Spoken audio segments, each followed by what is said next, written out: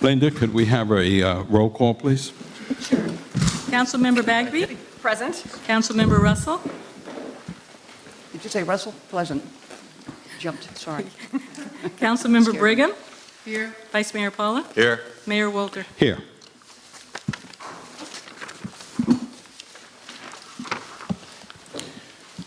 Okay, the first thing we're going to do is conflicts of interest. Anything, council members? I have some recusals that I'm going to have to do, but you're aware of those. Yes, okay. Agenda review. Any changes to the agenda? No, sir. Well, I'm going to move a couple things around, Paul. I'm going to move item number 8. No, wait, I'm going to move, item number 8, I'm going to move that right after item number 5. This way, Councilmember Brigham can recuse herself one time.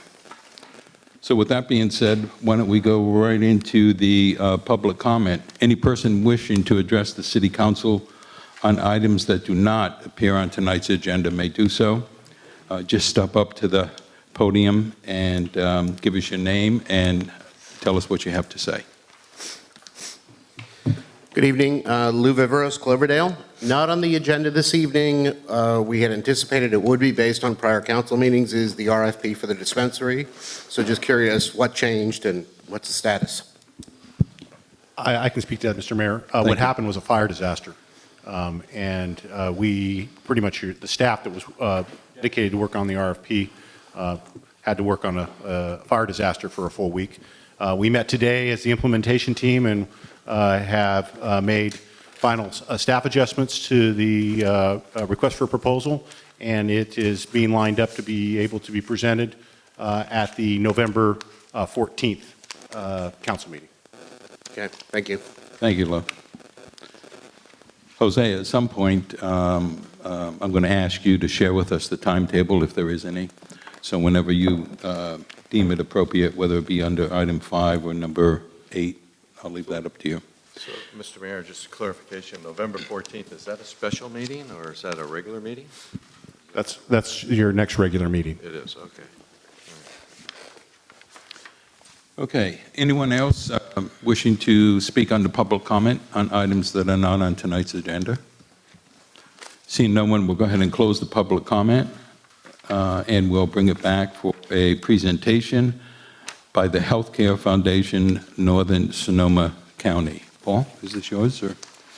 Yeah, I'm pleased to introduce representatives of the Healthcare Foundation are going to come and talk to us about some of the recent community outreach that they've done in the community and talk about funding opportunities and needs to be addressed in terms of healthcare in Cloverdale. Well, I don't need the screen, so I could get started. So thank you so much for allowing us to be a part of your meeting tonight. The Healthcare Foundation has been around for a while, since about 2001. And during that time, we started supporting the hospital, and Debbie will give you just a little tidbit of history. But the major thing that we've supported in Cloverdale, the primary thing, has been your clinic throughout the years, which is such an important part of the North Bay healthcare system. And we're continuing to do that now. We recently hired Debbie. We hired her in August, not of this year, but the prior year. Our prior ED had left. And so when we hired Debbie and we got a bunch of new infusion of the board, we started doing some strategic planning, and that's why a lot of the outreach was so important. You know, we had a lot of things to do internally, but we really wanted to hear from the community. So we did that in a lot of different ways to help support our strategic planning and also to get a better feel of what the landscape of the nonprofit community was.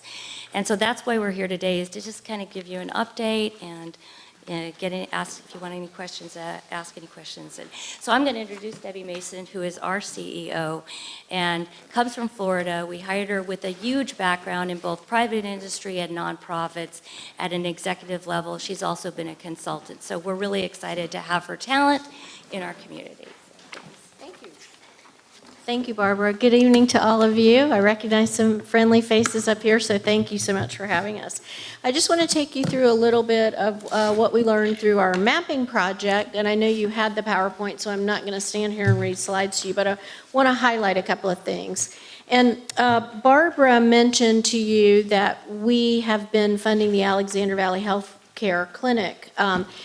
This year, we'll hit $1 million in investments over time in that clinic, and we continue to partner with them. In fact, I emailed them today and said, you know, how are your people? I've been emailing since the fires. How are your people? Do you have displaced people? What's happening to you? What do you need?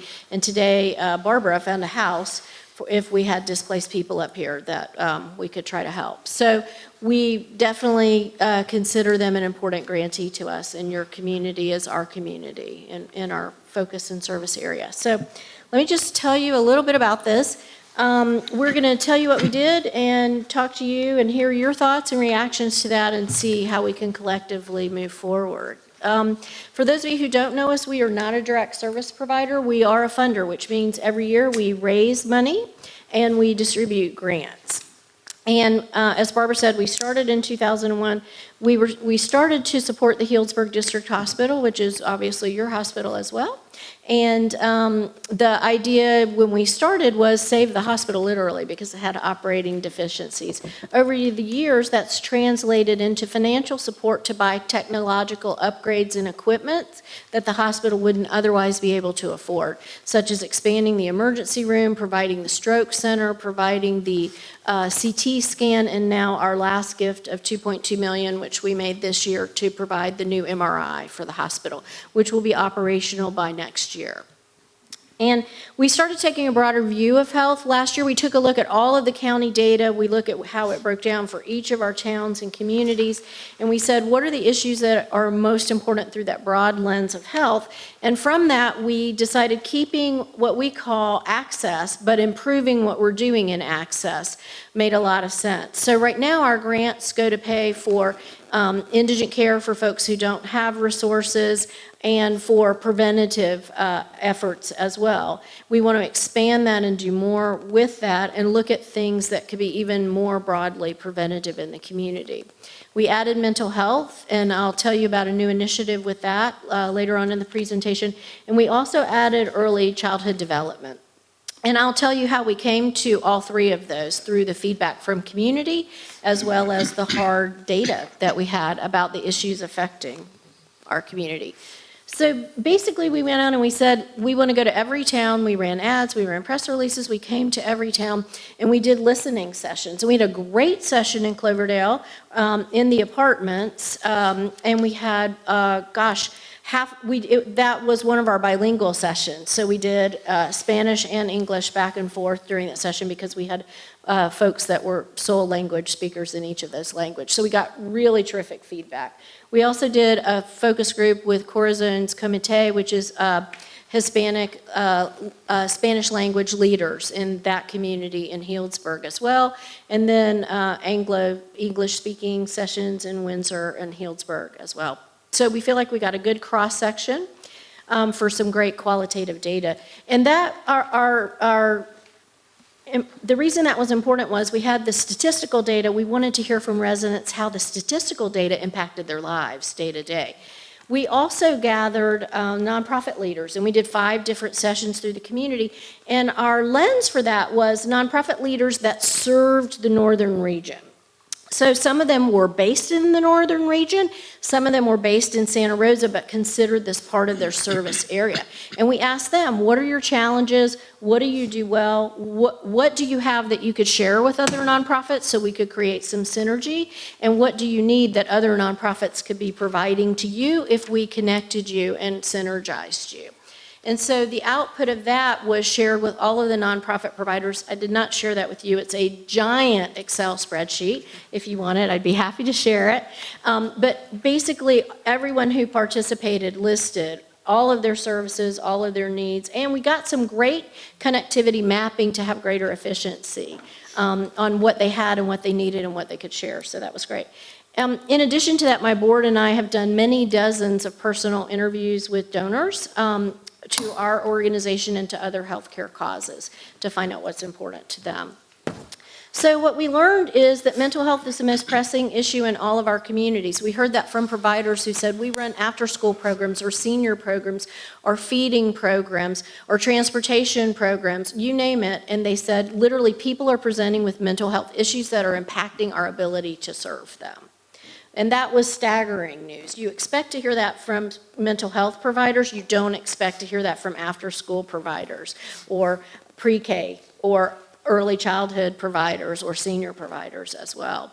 And that also translated in the visioning sessions where we heard from the public too. And they said, you know, if you need a counselor, you could go 6 months. And if you need a bilingual counselor, you could wait even longer than that. And if you have something really pressing in your life, waiting 6 months could be really dangerous for you or someone else in your family. So it is a critical issue.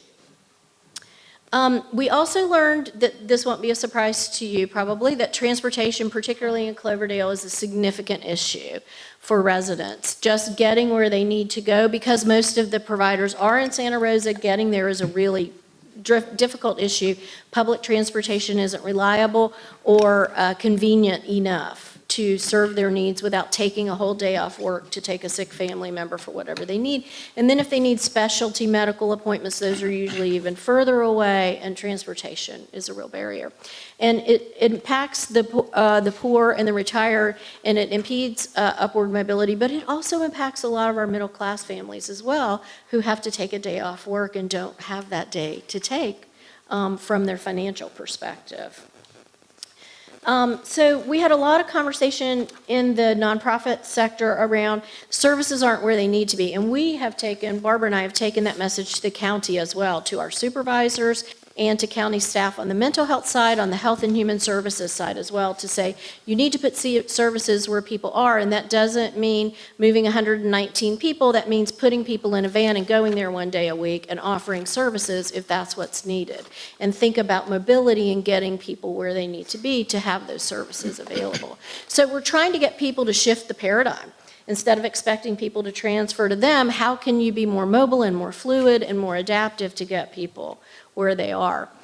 No surprise, immigration and deportation fears. Our clinics have seen a decline of appointments being upheld, more apt to be canceled. In fact, a couple of the clinics have told us that even people who are on chemotherapy aren't showing for their appointments because their driver can't drive because they're afraid to be deported. Really serious, significant impact, really serious. Housing coupled with the shortage of people going into the healthcare profession across all levels of that spectrum is really impacting our ability to get the workforce we need for all kinds of healthcare positions. And that includes the nonprofit providers as well. So critical services are lacking. This won't be a surprise for you, but domestic violence, homeless shelters, child care youth services, senior citizen support, and food support programs. So we have lots of little places that offer food. This one's open Monday from noon to 6. This one's open, every day from noon to 3. And they aren't open when people need them, which is nights and weekends, a lot of them. So we're trying to convene some food groups to create more of a strategic approach in how we get those folks to work together and we get better distribution to get more fresh produce in there, and also to have better hours that are serving people when they need it. Again, getting services to people when they need them. So the other thing we learned is that nonprofits in our region don't know each other, and so a part of our mapping project, in fact, we're reconvening them tomorrow.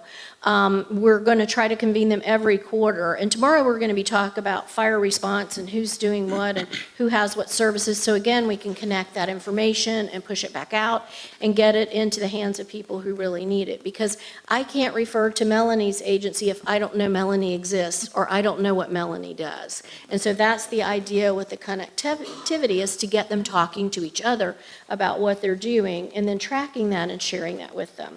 We're also looking at, most of the nonprofits that we work with also need some significant capacity building as well. So looking at investing in capacity building. The issues that surfaced in Cloverdale, one of the issues that you had that others did not two issues: not enough mental health services and marijuana use in teens. Those issues did not surface in our other towns as issues that those present, obviously, it wasn't a large group, it was 20-something people, but things that top of their mind that they were concerned about in your community.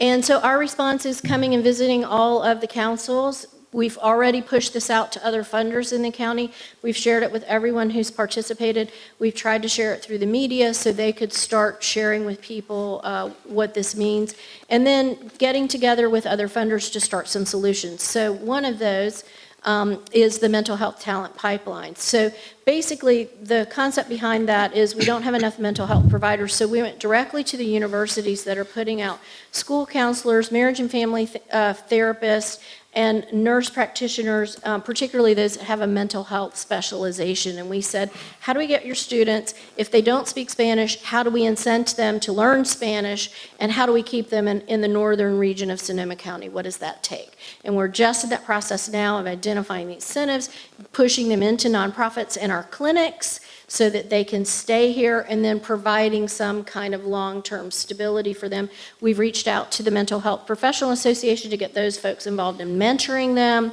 We've reached out to local clubs to provide some support for them. So once we get them here, we keep them here if they aren't from here originally. We're also looking at, we've made so that mental health pipeline project starts with $100,000 that we'll put into the community this year to get mental health professionals in our region. Our clinic here can't take interns, but they can take the interns once they're finished with the program. So we're putting the interns into Alliance and then spreading them to up here to this clinic and to the hospital and other places as well. And that will start, our first grants will be in December to get that project started. We also just made a commitment for 3 years, $50,000 a year, a consortium of funders in the county to do an early childhood capacity grant. So we, because we represent the northern region, we said a couple of those centers need to be picked from the northern region, and those capacity building grants need to be placed in those centers. So how you can help is tell us your feedback. Send us donors, that would be a beautiful thing. And evaluate how you're offering transportation, and take this information for what it's worth into your own community planning and into your own community discussions, and invite us in to participate with you in those convenings and in that planning. We want to be here as your partner to serve the community. So I know I spoke fast. I'm trying to stay within my time limit, and I'd be glad to answer any questions. Well, thank you, Debbie. Carol? Oh, thank you, Mr. Mayor. Thank you very much. Appreciate this. I do have some questions because I want to get some of the facts clear, but also question a little bit more, some elementary things. Who in Cloverdale, what organizations in Cloverdale participated? Do we have a representative group, for example? I was concerned here, and I really appreciated what you put down on page 10, having to do with I think it was page 10, about the passion of people, and I think that's very true, but I also think that some of the passion doesn't reflect statistics. For example, a high percentage of seniors. I'm not quite sure what that means. What is the definition of senior that you're using? So remember that these were focus group conversations, and so we didn't ask for those kinds of definitions from the participants in the conversation. Okay. These were meant to be qualitative comments about their perceptions of the community. Okay, good. That's what I wanted to get at. It's important because one of the statistics that I've brought to the council and to other organizations comes out of the census of 2010, but more importantly, in recent years, I forget exactly when it happened, the Sonoma County Area Agency on Aging also gave pretty much the same statistics. And what it revealed to me was that when we look at people over 60, Cloverdale, in fact, is nowhere near the top of the group in Sonoma County. I think there were 4 jurisdictions: Sebastopol, City of Sonoma, us, and I think also for the census, the Russian River Sonoma Coast area. So for our region, Cloverdale's the only town in our region. Oh, yeah, well, that's what I'm saying. Yeah. But in terms of comparing or quantitative, I want to be sure we're accurate. so that when we go looking, as you, I don't have to tell you, you're the ones that do this. When we go looking for money, we've got to have the numbers. And I think we were at 16.2, something like that, in the census, which was pretty much confirmed, as I recall, even with some adjustment from the Sonoma County. So we are actually right in line with pretty much seniors everywhere, though I do have to confess, being one, you may not have noticed. We are, in this city, I find, the senior population is for the most part, frankly, more vibrant, more vocal, and a lot more visible than I was accustomed to in certain areas of Marin County, for example, or certainly in San Francisco. So that may be, I think, what causes people to think we have a greater percentage, but we don't actually. We have the same percentage or less than other folks in the county, and about the same as America, pretty much. In fact, a little less in some places. Also, I wondered, there was something else I wanted to check on. Let me just see. Thank you for bringing up transportation. We discuss this all the time. I am vice chair of the Sonoma County Transit Authority and also serve on, yes, I think it's 8.5 years now, on the SMART Board. Oh, good. And while I like the idea that we're recognizing the transportation needs, it's transportation needs across the county, frankly, except for the larger cities. And unfortunately, evaluating how you offer transportation, I wish we could, but the transportation issues that affect people in Cloverdale, and your group seems to have confirmed this, is the commuter outside of our city. And we've done some nice things. One of the most wonderful people in town, a man named Rich Carrot, who is a good friend of mine, and of many people on the council, passed away recently this last week. And he was responsible primarily, as were our executive director at the Senior Center, for bringing in the volunteer transportation program. So we now have a program in our Senior Center, which is pretty wonderful, and we had a tremendous number of volunteers, given the population of our city, who will take and drive you to your doctor appointment, to your whatever, social appointment, anything else, and they'll wait for you and take you back. So do they do that for people of all ages or only seniors? Seniors. So I think what the participants were trying to reflect Oh, was, I understand, we're talking about commuters, and yeah, but if when you're we're a talking about single seniors, mom who lives here. Well, we're also talking about vets, we're talking about people who may not have the income that they once did, and so they are, in their own way, commuters also. It takes them an hour and a half to get to Santa Rosa, and heaven knows how long to get there and back from Kaiser Hospital or something. But not to go on and on. Some of the other things that concerned me was the link between the, and this is a quote, the community's reputation for cannabis-friendly regulations and the prevalence of recreational marijuana use. That's on page 10. But in another area, I believe, on one of the other pages, the use was focused on teenage. Can you clarify that for me? Were we looking at marijuana use recreationally all over Cloverdale, or a teenage use? And where did we get that information from?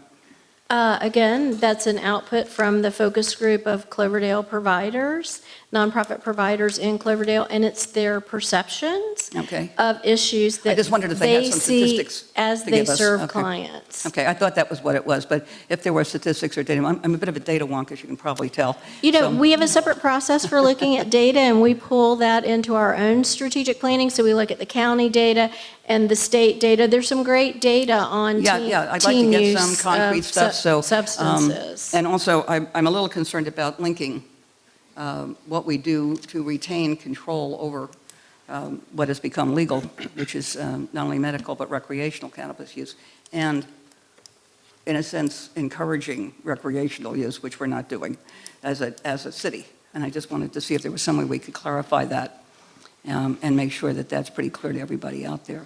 Other than that, there are a few little questions, but as we move along and everybody else has theirs, I'm sure I'll be able to jump in. Thank you, Mr. Mayor, and thank you. You're welcome. Thank you, Carol. Councilmember Joe? I got something. Joe, go ahead. Okay, thank you, Mr. Mayor. First of all, thank you. It was excellent, very informative presentation. Really appreciate it. You know, just going back several years ago, the Cloverdale supported through the tax initiative, the Hillsburg District Hospital, to save the hospital. And we've had conversations with then the past CEO as well as their board regarding the lack of services in Cloverdale. It's up to Cloverdale to go to Healdsburg, to their facility, yet we're funding it, but they don't bring the services here. We were successful in getting the blood draw and getting some physical therapy, but it's kind of, they faded away again. And I really think it's time to bring them back to the table because this community does support that hospital district, and we shouldn't be required, our residents, to have to always go to Healdsburg for basic services. So that's one comment I wanted to make. I will carry that message. I'm speaking with No, their and CEO it's tomorrow. I'll be we've happy to had share this that. conversation, and I'm not sure if the current CEO would know that. They may be new, but He we've is, had this yes. conversation, and I really like to be participant in a future conversation with Super. them. The other thing is we talked a little bit about youth services Mm-hmm. and the needs to have facilities, and I really appreciate you bringing that up because we've been struggling with the Boys and Girls Club of Central Sonoma County to get them to open that club more hours. We've worked in partnership with our school district to get transportation for the kids up there. But this summer, as an example, and we have an ad hoc with the mayor and myself working on that they had a waiting list because they did not have enough room for the kids to go into the facility because they didn't have enough staff.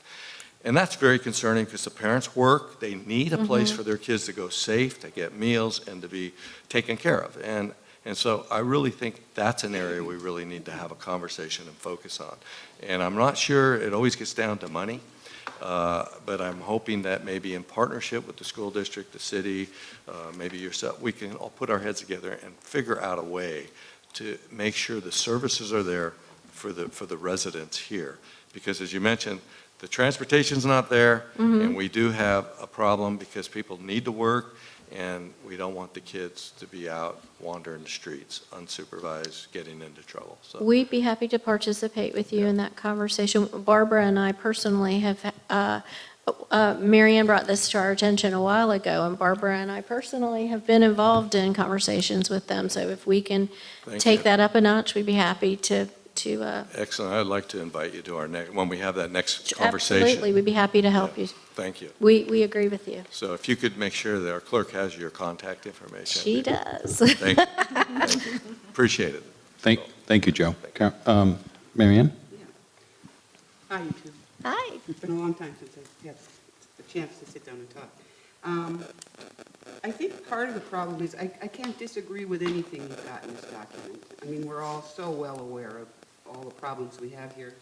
But I think we need to go a little deeper even in that I agree that people have trouble getting to mental health appointments and for doctor appointment or CAT scans or whatever, and the transportation kind of sucks. So we have that issue. But if you go a little deeper in our community, which is probably why you're going to have some trouble getting donors, in that a good example is the Health and Human Services. For all these years that I've been on council, I've been trying to get an office, a satellite office up here in this community.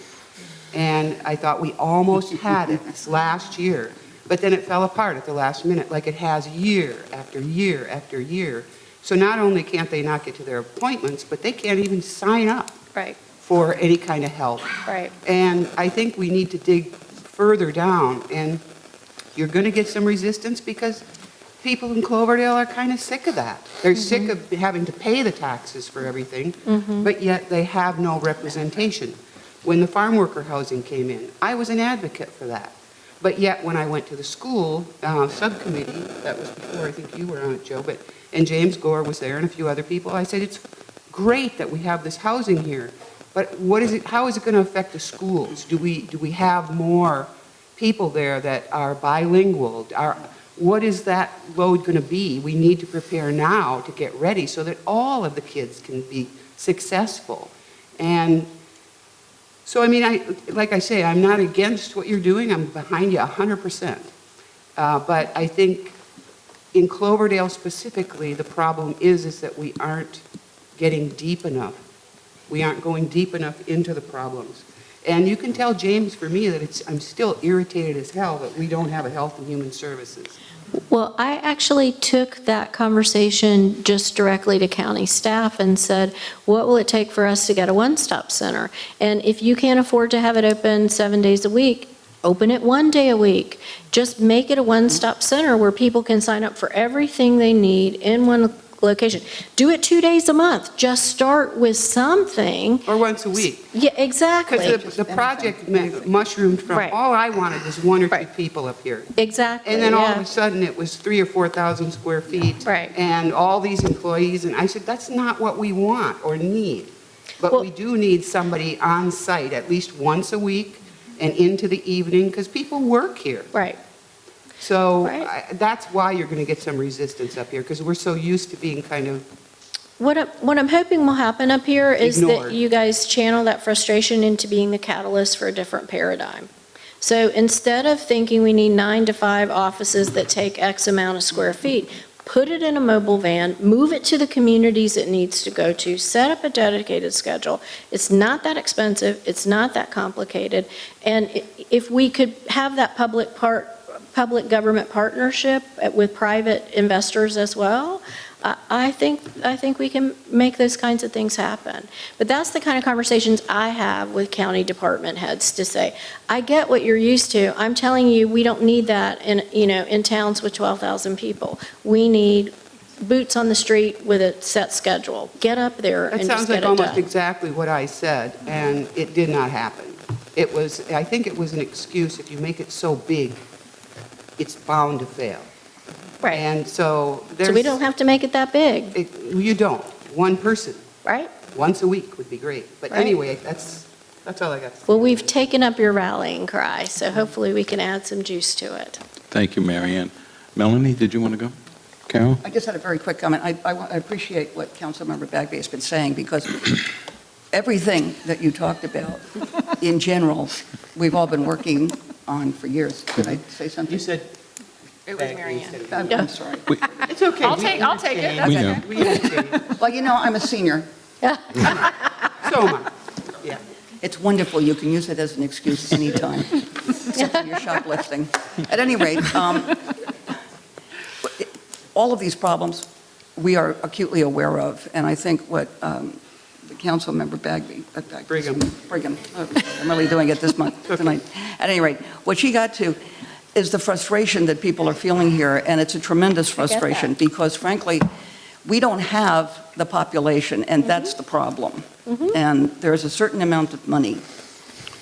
We are doing everything we can as a city, and so are people like the volunteers at the senior center, to improve people's ability to move around, particularly when they're being challenged.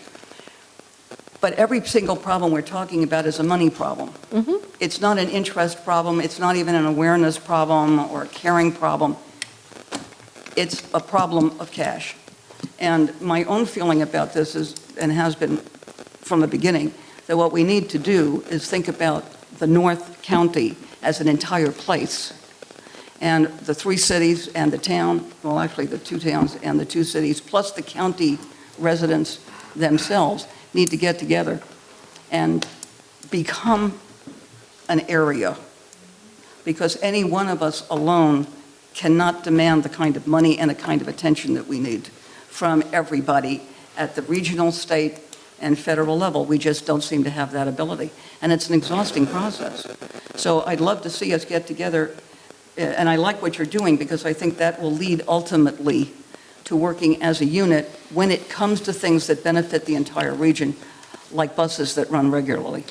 Well, I would tell you that that's my job in meetings with government, and that's my job in meetings with other funders. So I sit in a group called a Funders Circle, and it's all the other foundations in the county that give out money, and I regularly say, how much of your money's coming north? How much of your money's coming north? Well, honestly, I went back to my board and said, we are the Lone Ranger putting money into North County. So now I go on very deliberate visits. I had a great visit with St. Joe's today and said, you guys have patients in my area? Mental health pipeline is all about it.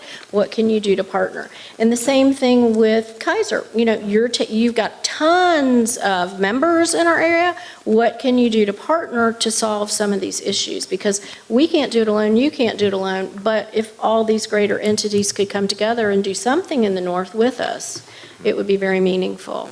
So we are championing that very message. Thank you. Thank you, Debbie. Thank you, Carol. I'd like to open it up to the public. Anyone that might have questions of Barbara and Carol, please come on up. And seeing no one, then Barbara, Debbie, thank you for coming. Just one question I have. Debbie, you had mentioned that the city of Cloverdale received $1 million. What time period was that? Oh, no, I'm looking at Debbie. This year, Alexander Valley Healthcare will reach $1 million in our investment to the clinic this year. And how long of a period of time was that? Oh, about, yeah, 10 years, 8 years. 10 years. Right. Right, good. So, Don't you guys usually do about 100 grand? yes, Yeah, that's right. yes. Good. Well, once again, thank you for coming to Cloverdale, and hopefully we'll see more of you. And We're here to be your partner, so thank you very much. And I just want to give a shout out to Debbie and her team at the clinic. They do an amazing job, so. okay, thank you. And how about we take the screen up, seeing how we're done with our presentation, if we can do that, okay? Next item is the consent calendar. All items on the consent calendar will be considered together under one action unless a member of the city council or a member of the public wishes to have an item withdrawn.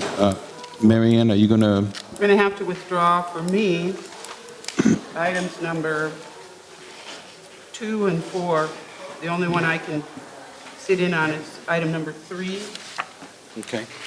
Well, why don't we go ahead and take each item, Jose, if it's protocol, each item individually. We're not going to be doing any discussing of the item, so maybe she can stay on the dais. If it's under consent calendar, the council member could definitely stay here, just recuse herself from the vote. And just for the record, the conflict is a potential property interest and a potential business interest. However, I would say that I think, council member, a lot of it is on these items. It's more for, obviously, perception, and I know you've been staying clear of all items there. Yep. There's really no financial interest on the 2 and 4, but I know that it's important to you for perception reasons as well. Thank you, Jose. So if we could just pull them one at a time. First item is the minutes, item number 2. Would somebody like to make that Mr. motion? Mayor, I'd like to move item number 2, the consent calendar. Second. Roll call, please. Vice Mayor Paula? Aye. Councilmember Bagby? Aye. Councilmember Russell? Aye. Mayor Walter? Aye. Councilmember Brigham? I just abstain, Jose? Yes. I abstain. Item number 3. Mr. Mayor, I'd like to move item number 3 for approval. Second, please. Second. Roll call. Who seconded that, please? Thank you. Melanie? Vice Mayor Paula? Aye. Councilmember Bagby? Aye. Councilmember Russell? Aye. Mayor Walter? Aye. And Councilmember Brigham? Recuse? Aye. Okay. Item number 4. I'll move item number 4, Mr. Mayor. Second. Roll call, please. Councilmember Paula? Aye. Councilmember Bagby? Aye. Councilmember Russell? Aye. Mayor Walter? Aye. Councilmember Brigham? I abstain. Okay, so that concludes the consent calendar. Next item is communications. Anything for the council? No. Next is public hearings. And Mary Ann, did you want to recuse yourself from this? I do. Okay, so as I said earlier in the meeting, we're going to move item number 8 underneath item number 5, so Councilmember Brigham does not have to keep getting up and down from the dais. And again, it's because I do have a financial interest in some of the issues Okay. and property. So Linda, let the records reflect that Councilmember Brigham has stepped down from the dais. And the first item is item number 5 under public hearing, consideration and adoption of a resolution number 074-2017, establishing commercial cannabis permit and related application fees to cover the cost of implementation, administration, enforcement of the City of Cloverdale Cannabis Ordinance. And this is Mr. Kelly. Good evening, Mayor Walter, honorable members of the council. I'm David Kelly. I'm your Assistant City Manager and Community Development Director. The item before you tonight is a resolution that would establish commercial cannabis permit fees and related application fees for in order to cover the cost of implementation, administration, enforcement of the City of Cloverdale's cannabis ordinance. As this council is fully aware, the council adopted a cannabis ordinance in September, and that ordinance is due to take effect in 2 days, which is 30 days after its original passage. I want to commend the council for all the hard work you did in adopting that ordinance. And, I can share with you that you are far ahead timeline-wise from your other Sonoma County cities that are really following your lead. So the council provided a lot of leadership in terms of adopting a very comprehensive ordinance that follows the state's regulatory framework. With that said, the city's ordinance contains a ministerial process for issuance of cannabis permits. Built into the ordinance is a fairly complex framework in order to comply with that ordinance prior to staff being in a position to issue a permit. What staff has done is factored in the amount of time that would be required to take in an application and subsequently review the application package to ensure that it is fully compliant with the cannabis ordinance as it was adopted.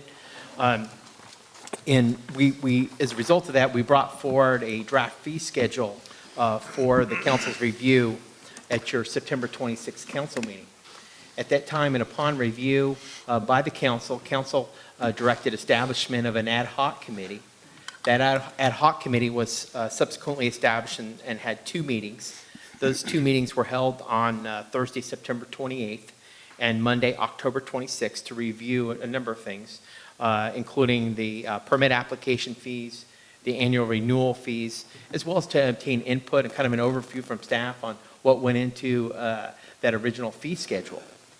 As a result of discussion with the ad hoc committee, city staff and representatives of the cannabis industry, there were a number of comments that were provided and a very good dialogue about the fee schedule.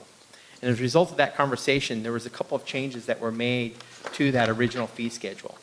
Namely, the initial cannabis permit fees, application fee was reestablished as, rather than a straight fee, a deposit-based system. The intent of the deposit-based system was to encourage applicants to submit high-quality applications and in order to really streamline our review of those application processes. I do want to point out that distributed on the dais was a revised schedule. There's one small minor modification to the permit fee schedule that was to the one that was included in your packet. Namely, that with regards to the application fee for dispensaries. It is identified on the fee schedule as an application deposit. All of the fees that we identified on that schedule are indicated as deposits, but we did want to note that the dispensary was really intended to be a non-refundable fee, and that's based that the cost associated with review of cannabis permits for dispensaries is a lot more timely and staff effort required to bring that forward for council review and recommendation. So that one fee is really as a non-refundable fee. All other fees on the fee schedule are strictly a deposit-based system. The other changes that were made to the original fee schedule that was presented to council included a reduction in the annual permit fees. The reduction in the cost of those fees is on the order of about 40% reduction. And the reason for that was based in part on really good feedback from the cannabis industry about the tracking permit system that they will have to utilize through the state's regulatory process and the use of metric software. Built into our original fee schedule included costs associated with hiring an outside consultant, primarily to do financial auditing and compliance services. The firm that we've selected was HDL. The original fee schedule included 4 audits per year. Based on input and what we received in discussion with the cannabis industry and the ad hoc committee, we reduced that from 4 to 3 times per year, and we felt that that would be adequate to cover our needs for financial auditing services. Again, there was some discussion about whether there was a need for that service, and staff feels like it's a very important tool to have in our toolbox, at least for year one, to assist staff with development of all the forms and reporting documentation that we need in working with the cannabis industry for year one. And obviously, we'll come back at year two to reevaluate that. But so what we did, we scaled back the cost, and that's reflected in the revised annual permitting fee. And so what's included in your packet is a fee schedule that highlights our original fees, as well as a recommended fee schedule, which is identified as option 2. Again, the two key changes are moving to a deposit-based system for the application fee, so it's kind of you pay for directly the staff time involved, and then secondarily the annual fee, which is was reduced on the order of about 40% from the original fee schedule. The consensus of the ad hoc committee, if I can say it accurately, was that they support the recommended fee schedule as presented in your packet. Staff then, as a follow-up to that, did post the fee schedule. We also notified this was public hearing notice was placed in the newspaper as required, and staff prepared a resolution for your consideration tonight that would adopt this fee schedule as part of your other service fees. And as a reminder, staff routinely brings forward a fee schedule to the council for your consideration that's really based on recovering the direct costs of providing services for the host of community services that we provide to the city, and we treated this very similar in regards to what the permit fees for. So with that said, Mayor, council members, that really concludes an overview of the staff's presentation on this item tonight. Happy to entertain any questions you may have this evening. Thank you, David. And I'd like to thank Vice Mayor Paula. He and I served on that ad hoc committee. And what we're bringing forward to the full city council tonight is something that we can truly support. I'm going to open it up to the council members before I open it up to the public, or if you'd rather wait until after we hear from the public. Carol? Well, thank you. Thank you very much, Mr. Mayor. Thank you. When I was reading this and studying it, I was very pleased. I thought this is excellent work, and it's exactly the kind of thing we were talking about, where we're really reflecting exactly what the costs are and understanding as this thing unfolds, because this is all new territory, what can be adjusted and what cannot. And I noticed that there was substantial reductions. And I think that's, we weren't necessarily after substantial reductions. We were just really, really anxious to make sure that this was explainable and understandable to applicants. And I think now it truly is, especially because we went back. When I say we, I mean you went back, and the ad hoc committee went back and corrected what might have been a little excessive, at least viewed that way. And we also have, of course, the opportunity, as you point out, to adjust as time goes by, because we really don't know until we do it what it's going to cost. So I want to thank you very much. I thought it was an excellent and very prompt response Thank you, Carol. to our request. Good, Joe? Yeah, thank you, Mr. Mayor. Just 2 quick comments. First of all, I also want to thank Mayor Walter and staff for all the hard work on this, as well as members of the community who took the time to come to the meetings and provide input. It was very helpful.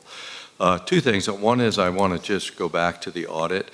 It's, though we've reduced it, we're moving into this assuming that we have good players that are going to do things by the rules and do a good job. But certainly it's built in that we can do more frequent audits and they will be paying for it. So even though we reduce the audits, it's clearly if there's any red flag or any indication of something that's inappropriate, we could add more audits into that and the direct cost to those involved. And the second part is this is a 1 year, and we made it real clear it's going to be revisited in 1 year once to get some background on it and how it's all going to work. So I just wanted to add those 2 comments. Thank you. Thank you. Melanie? I just wanted to thank staff and the ad hoc committee, who I kind of strong-armed, half of whom I strong-armed into doing it because I didn't want to do it. But it really is a reflection of throwing as much good information up on the wall, reevaluating it, working together, and I think staff and the ad hoc committee did a great job. I can really stand by this and support this. And this is part science and part crystal ball at this point. So we are kind of inventing a new framework for this and working in good faith with our partners who are going to be the business owners. And so I think that you also, what the ad hoc committee and staff did is they built a reputation for trust, a foundation for trust, and a foundation for fairness. And I just really thank you for your hard work. And we'll see where we are in a year. Thank you, Melanie. Hopefully we're in the right place. At this time, I'd like to open it up for public comment. Anyone wishing to address this item, please step up to the podium. Make sure you state your name for the record and share with us what you have to say.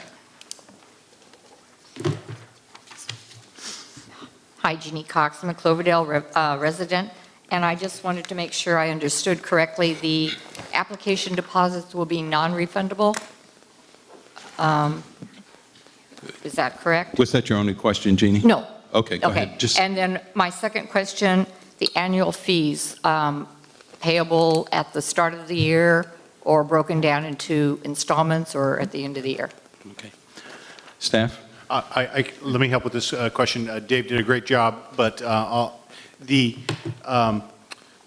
fee schedule, the application deposits for cultivation, indoor, outdoor, and mixed, commercial nursery, and then what we call the other commercial cannabis permits that include distribution, manufacturing, and testing, as well as microbusiness. Those are application deposits. Depending on the quality of the paperwork that is submitted, either money could be returned to the applicant or they could be required to pay more. The higher quality of the application paperwork submitted, we anticipate that some money would be returned. In terms of processing the commercial dispensary request for proposal, that is a non-refundable fee. The reason for that is we anticipate that all proposals that are going to be received through that process are going to take an equal amount of work to go through, review, evaluate, interview the proposers, and then rank score those proposers to return them to the council for the council to make the final selection. So that's the one addition that has been added, so there's no confusion under option 2. You'll see that there are asterisks now under application phase 1 and application phase 2. And those are considered non-refundable fees rather than a deposit. The question, the other question was the annual fee. Presently, the consideration is the annual fee would be paid every year when the permit would be renewed. But I think staff is in a position of being able to work flexibly with our applicants that might be able to show that they have some type of financial burden. But we have significantly reduced the fees in most cases. So we're anticipating that, we're hoping that our applicants are going to have enough capital resources that they would be able to pay the fees on the application fee on an annual basis when the permit is reissued every year. Thank you, staff. And Mayor, if I may make a comment, Jose Sanchez, City Attorney. Regarding micro businesses, a note that we will make is that if a micro business has a dispensary or dispensary component to it, they would be treated like a dispensary because they would still be going through the RFP process. Yeah, that's an excellent point, So that's Jose, yeah. something that we'll make sure to also add a note to the fee schedule. Okay, thank you. Anyone else from the public under public comment wishing to address this item?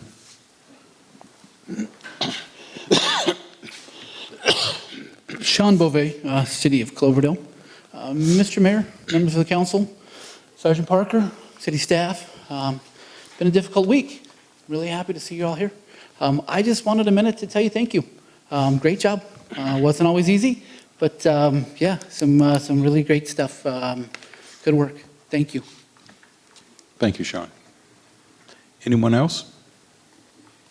Okay, then I'm going to go ahead and close the public hearing. I'm going to bring it back to the dais to see if there's any additional questions. See no questions. Jose? Jose, I'm not sure if this is the time when you'd like to share with us. I asked Jose to be prepared this evening to give us a timetable. I'm hearing from the cannabis industry that the timetable that we have laid out isn't going to work for them. They feel that things must be accomplished by the end of 2017.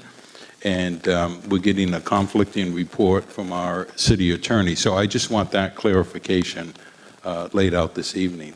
So if I can, you can give it now, or would you prefer we gave did the resolution first? We could give it now, since it does kind of tie in, obviously, since we're talking about permits. Okay. And I know I have Kate Cook here from my office as well, who's one of our cannabis regulation experts, and has been doing research on this. The issue came up at the last council meeting as well, as far as whether we needed to issue permits by the end of the year, whether there was an urgency. The statement was correct that state licenses will not be issued unless they also have a local permit. The question really is, what's available on January 2nd or after January 1st? What is available from the state, and what are the temporary permits that are being issued? What are they for? And I know Kate's done a significant amount of research on this, and if Kate, you could possibly give more information on this. So I would just advise the council, give you the information that there's no legal deadline for you to get, for the city to start issuing permits by the end of the year.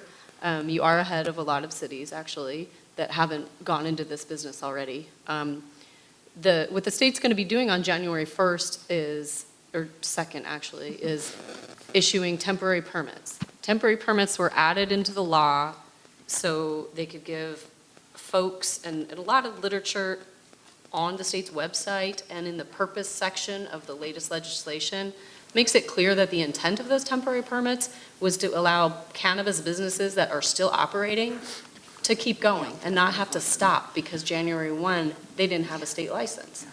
It doesn't mean they won't give them to new businesses. They could still give them to new businesses. But I have a feeling most of them are going to go to the 2,000 plus current businesses that are operating in the state with valid local authorization to keep operating. But what applicants will be doing is applying to the state for a temporary permit before the end of the year. And in order to get one, they do need local permission. They don't need a local permit in their hand, but they need local permission. And so that can come in lots of different forms. Perhaps they could submit their application just with information that, okay, Cloverdale now allows this, and I'm waiting to find out if I get a permit because I'm doing that parallel to this process. The city not having these permits ready to go by the end of the year doesn't prohibit anyone from applying for their state license, be it their temporary state license or their permanent state license. The state's going to be issuing their rules and regs in November in a couple weeks. And so they keep saying, we're on track. We'll see. But I don't think it'll be too terribly long before they'll open up the door for the regular application process. And even if the city hasn't issued its permits yet, they can still apply. And then when they get their local permit, throw it up to the state and say, oh, here, I have it. Now, the temporary permits that are going to be issued by the state on January the 2nd, those are for the medical marijuana dispensaries, correct? Well, they could be for anyone, actually, because they're not limited to giving those temporary permits to current operators who must be medical to be legal. But the literature that's out there and a lot of the language in the state's own materials indicates the purpose of them is to allow those folks to continue. But I guarantee you, there will be rec operators who get those temporary licenses because California passed Prop 64 and wants that. So it'll happen, but the majority of those I think are going to go to people who are already operating and are just adding some component to their business or opening up a new business, but they've got to prove that they've been operating under local regs and rules, accordingly. Okay. Lou, I know you're chomping at the bit to get down here, so come on down, give your name, and disagree. Lou Viveros, Cloverdale again. You felt my energy, I think. Everything you said is correct, as I understand it. And I'm not a lawyer, I'm not as studied in the subject as you are. It will be January 1st. Lori Ajax has said, holiday or not, you're coming in, you were working, and you're processing licenses, temporary licenses. What you've referred to as ongoing existing businesses will be processed first. Priority processing will go to those businesses. We had, it sounds like, the opportunity to be included in that if we could show operation prior to December 31st. It was at last November's City Council meeting that the guidance we got on this was February. At the February City Council meeting, City Manager's guidance was July. July, it was October. We're now in October, and it sounds like we've spent a lot of time researching a good reason not to have to worry about it. And I think realistically, I didn't spend a lot of time researching that. Okay, I know that information because of what I do. okay, so then the city attorney's explanation of all the time you spent on it was perhaps overstated. So I guess I'm just venting my frustration here that we've been expecting this a long time. The idea was to get operational so that we could qualify for priority processing. It's not saying we won't be able to sometime in January, but at this time, December 31st, priority processing is all we know. Nothing beyond that has been laid out by the state. So that's all I have. Thanks. I'd also add that the state's not going to be limiting the permits they're giving out. The person in charge of the whole cannabis bureau at the state used to run the ABC, alcohol. So same kind of motto. The voters wanted this. This is the law. We're going to be giving out these permits. So there's not going to be a limit. Okay. The only time there'll be any limit is if there's a massive overconcentration of the retail outlets in a certain area, which is not going to happen here. So realistically, and we heard Lou's frustration starting 2016, you know, and then in February and then in July. Realistically, when are we as a city going to be ready to roll out our RFP? Well, okay, if I might. Paul. We really are, with the passage of these fees, as well as the other item that we anticipate the council is going to take up related to excise tax, in a position related to cultivation, manufacturing, and distribution to be able to issue permits that for people and businesses that have good paperwork before the end of the year. The issue is dispensaries. And the process for determining dispensaries under the ordinance it calls for essentially a request for proposal process, a competitive ranking process that this council then makes a decision on. And your staff is, as has been doing through this entire process, working through this as quickly as we can with the resources that we have available in consideration with the priorities of there's other projects that are our priority, but we're getting it done. We at this point, at the next council meeting, will lay out for you and this council and the community what we think our timeframes are going to be for that request for proposal process. And I have been candid at the ad hoc committee meeting and at the finance committee meeting that request for proposal process is going to take it's going to take some time, just like all requests for proposal processes are. At this point, you will see the schedule. It has us hopefully being able to have the request for proposal document issued by the end of November. Proposers being able to get their proposals ready, go through the background check process, which is the phase 1 process, having that cleared sometime in January. Proposals being submitted and reviewed by your staff, which is the city manager, the city attorney, the assistant city manager, and the police chief by sometime at the end of February, with interviews occurring, and us hoping to be able to make our rank ordering recommendations so this council can review it and make their recommendations sometime in March. I think the council also has to recognize, and the community, a couple of things that have happened. We wanted to have the issue related to dispensaries at this meeting tonight. You pretty much had all your professional staff dedicated for about 10 days to responding to a fire disaster. The other thing that has happened in your core team is that your police chief has been out on medical leave for nearly 6 months. So we have been trying to pick up the work that Chief Kramer had really been the leader on and trying to push forward with the resources that you have available. So I think that we are satisfying and moving forward as quickly as we can, but there are always other priorities and projects that come up that we are not I know that the cannabis industry wants their project to be our full concentration, but that's just not the reality of the way that resources are allocated. We are very happy that we were able to reform these fees in a way that was satisfactory to the cannabis industry, but it took a lot of work for us to hear what the cannabis industry had to say, reformulate the fees, and then bring something forward that made sense. So we are, I guess what I'm trying to say to the cannabis industry is we're working on it as fast as we can. What I'm hearing from your legal team is if the dispensaries permits are not issued by the end of the year, it does not mean that they are not going to receive permits. But the RFP process that this council has set forth, because you want the best quality dispensaries that you can have for the community, it is going to take some time.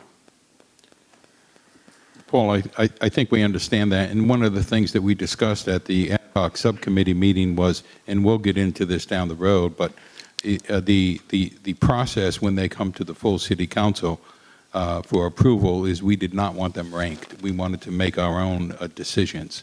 But we'll discuss that, I think, as we move forward. But is the RFP itself, not the entire process, but is the RFP and the application ready to roll out now? You had your team working on it for 2 hours today. We have made some very significant adjustments. We tightened up the schedule, but the answer is no, it's not. It's Okay. not ready yet. It still needs some work. It's close, but your team. You have a group of very busy professionals, but your team is your finance manager, your police chief, a representative of the city attorney's office, your assistant city manager, and your city manager. We're being supported by staff within your finance department, but we are working on it as diligently as we can. We have been meeting every week for 2 to 3 hours and turning around the work, fine-tuning it, trying to get it as ready as soon as possible. We also understand it's an RFP process. When we issue the RFP, even though we're doing our best to eliminate all the internal inconsistencies, the cannabis community is going to have a lot of questions about it that we are then going to have to answer and most likely have to issue an addendum to the RFP. That's how requests for proposals work. They're not always a perfect document the first time that they're issued. We are hoping to have something ready for you on November 15th. I think we are very close. And David is ready to present it because I'm not going to be here on November 15th or 14th. You are welcome to review our work and take a look at what we've done so far. We're happy to have you review that. We are working on it as diligently as we can, and we have through this entire process. I think that the community and the cannabis industry has to understand this is a much more complicated project than anybody anticipated when we got into it. And there is nobody around us for us to look at their work because we are doing it and everybody's asking for our paperwork. So many times when you do a governmental process, we can find somebody else that's done this before us and use what they put together and change it and customize it for us. In the case of what this council is directing us to work on, we really don't have another model. We are creating it, and I can tell you there are other communities in Sonoma County that are looking for the model that we're creating. So we want to make sure it's done right. Thank you. Thank you, Paul. And I put you through that exercise so that it will be on tape, and those that are not with us this evening can actually go back to the video on YouTube and watch it. Council members, anything else? So, Mr. Mayor, thank you. I just want clarification, if I could, from the city manager. You mentioned February or March for the RFP, but you also said earlier dispensaries were the ones, you could have everything else done prior to that. Did I understand that right? And maybe you can elaborate a little bit more on that. Is there an application process for all the other types of permits other than the dispensary? And what's the process? When can we see Okay, well, something moving in this that? council's already reviewed one application process that I believe we put out for cultivation. We received some specific comments from some council members. We made the changes in the cultivation application that we received specific comments on. We believe the application for manufacturing, and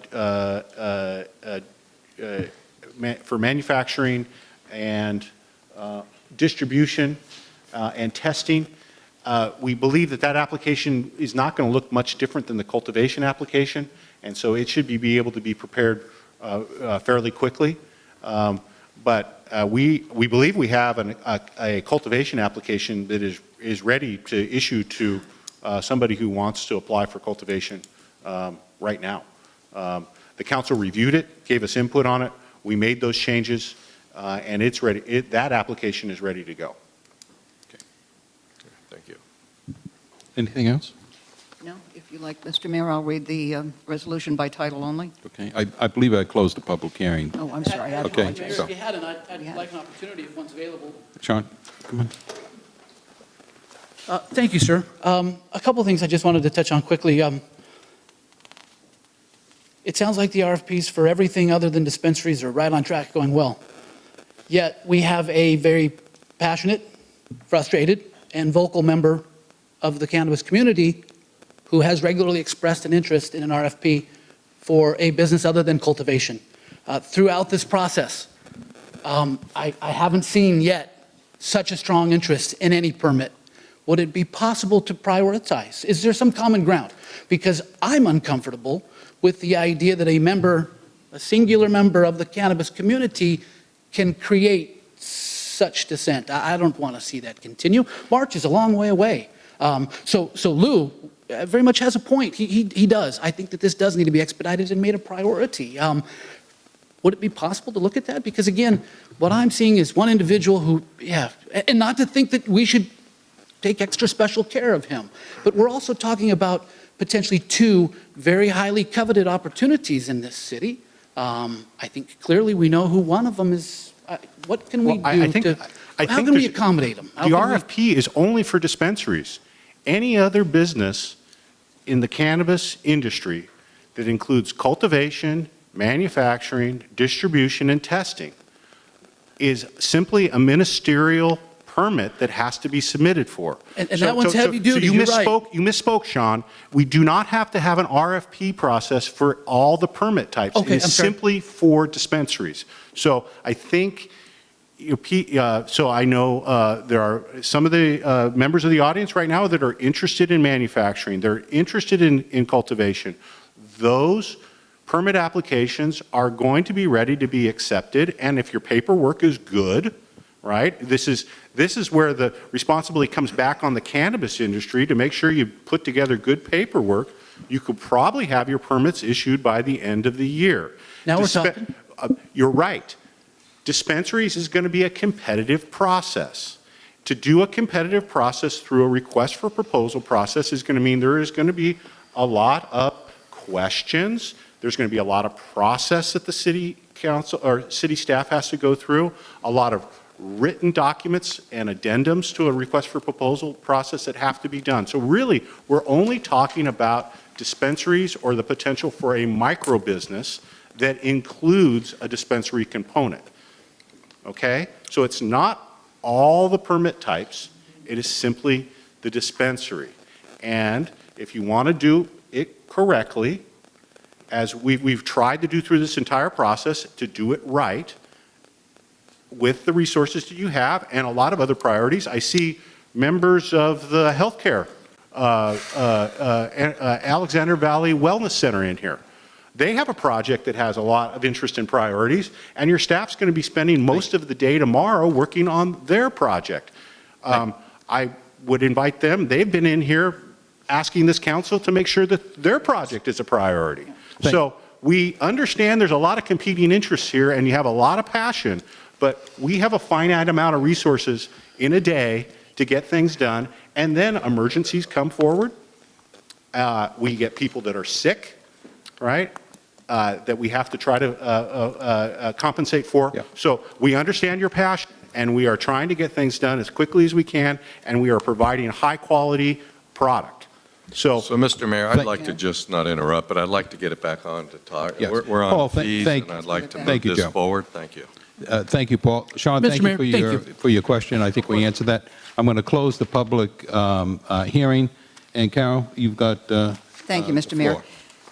City of Cloverdale, City Council Resolution Number 074-2017. A resolution of the Cloverdale City Council establishing commercial cannabis permit and related application fees to cover the cost of the implementation, administration, and enforcement of the City of Cloverdale Cannabis Ordinance. Is there a second, please? Second. Roll call, Linda? Aye. Aye. Aye.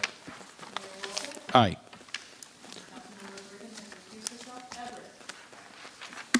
Okay. Just for the record, the adoption was with the minor changes that were presented. Thank you, Jose. Thank you. Next item we're taking out of order, which is item number 8, consideration and adoption of resolution number 076-2017, implementing the cannabis business tax at a rate of 4.5%. Paul, this is yours? yeah, it is, and I want to thank Kate, particularly for a tremendous amount of help on this item. Kate helped with the staff report as well as the resolution. Which you are brought before you tonight is a resolution adopting the excise tax, which is authorized under Measure P, which the voters of Cloverdale approved at the general election in November 2016. Under that measure, that the excise tax is meant to be a discretionary tax source from the cannabis industry. It can be set up to 10% of gross receipts, but this council has the ability to set the excise tax by resolution, and they have the ability to set it by cannabis permit type. We discussed this back on February 26th, and after discussing it, the council gave direction to set the excise tax at 4.5% of gross receipts for all the permit types. Again, this is our first attempt to set this excise tax, and it can be reset, I believe, on an annual basis. So what you see is a resolution that Kate helped prepare, which sets forth the justification for the setting of the excise tax, and then in the therefores sets the excise tax at 4.5% of all gross receipts for those engaged in the cannabis business in the city of Cloverdale. So this does not require a public hearing, but it does require public input. But it's the resolution that is authorized under the voter-approved Measure P. And the medical cannabis is excluded from this. Is that correct? No? Okay. Medical cannabis is only excluded from state and local sales and use taxes. This is an excise tax. Gotcha, okay. All right. Council members, any questions?